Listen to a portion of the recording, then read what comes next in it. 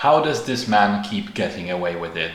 I'm talking, of course, about Zack Snyder, the writer, director, cinematographer, and producer behind Rebel Moon Part 2, The Scargiver, which is out on Netflix. It's the second part of his new magnum opus, second part to the film that was released just a few months back, also on Netflix, and was supposed to be the fresh start to a new grand original science fiction IP with plans for spin-offs, sequels, comic books, video games, and what have you.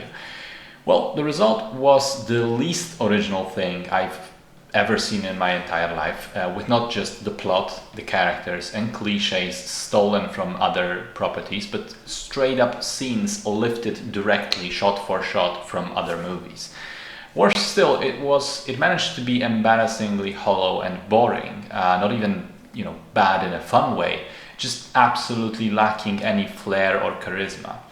So now, being the movie masochist that I am, time for the sequel, which is perhaps even a notch worse than the previous film. The story picks up where the last one ended. The 7 samurai in space have been gathered and they defeated the main villain, saving the village. But oh no, turns out that the villain has actually been saved, he's brought to life. The Empire is still coming for the grain, and the good guys still have to defend this little Swedish space village from the Star Wars Empire, essentially invalidating the entire final act of the first film. It might as well just not have happened at all, and then we could have squished all of this into a single film, because things just get reset to where they were before the last hour of the first movie. Anyway though, what we have now is basically more of the same. A lot of slow motion scenes. In fact, this time around, about half of the movie was slowed down. I'm pretty sure we could get it down to about an hour by just making it regular speed. There are still scenes which bring absolutely nothing to the table, such as a 10-minute montage of farmers farming wheat. The plot is still a load of absolute nonsensical rubbish.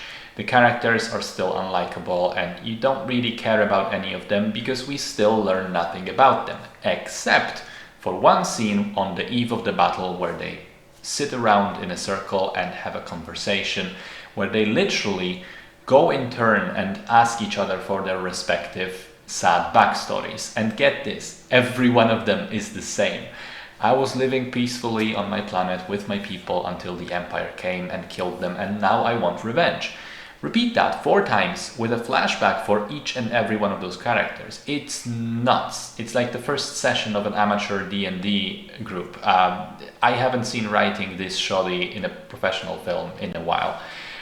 In general, while we're talking about the writing, the film in general makes an impression of something you'd get if you asked a 12-year-old boy to come up with a list of 10 coolest, edgiest shit he can think of, and then you put all of them in the movie, even though there is no connective tissue. It all seems like it came from the brain of a little boy who thinks he's cool, including the title.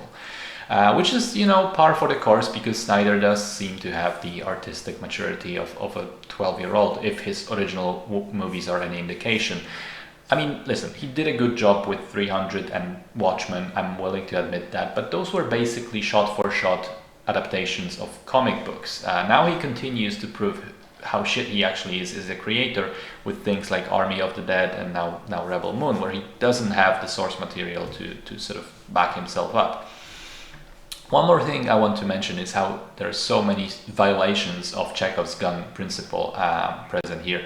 There's this character who got introduced in the first film in a scene where he tames a hippogriff, like Harry Potter did in Prisoner of Azkaban. So you'd think that will come into play later, that skill of his. But no, there's no mention of it at all. Now, in the second movie, he gets a flashback which shows his kingdom used hippogriffs as war mounts. So you think, okay, this is clearly a setup for the final battle where he's gonna use one.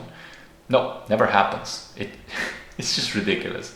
I could go on and on, but let's not waste any more time. It's a terrible, boring, soulless, unoriginal piece of shit movie. I hated every minute of it, and I hope the franchise dies here so I don't have to revisit it in the future. Stay away from this one, guys.